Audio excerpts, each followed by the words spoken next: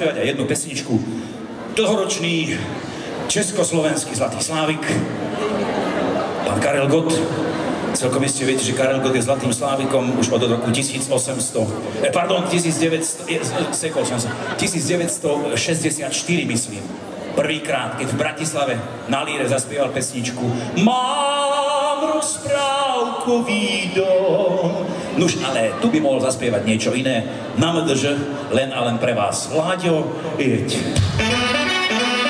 Hlavu níž,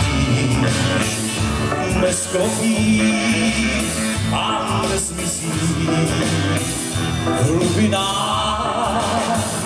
uvidíš, co udělám, až pochopím, že chceš mi s Bohem dát. Kávu si osladím, o trochu víc, svý banjo naladím a jinak nic.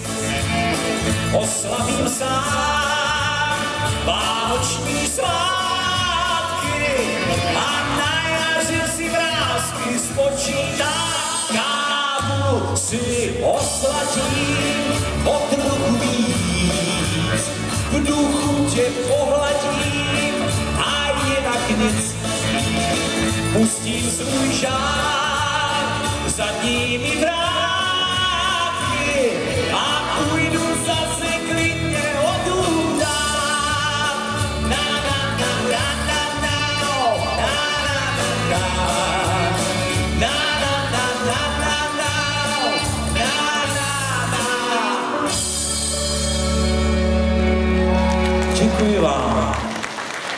Takto zvykol hovorívať mistr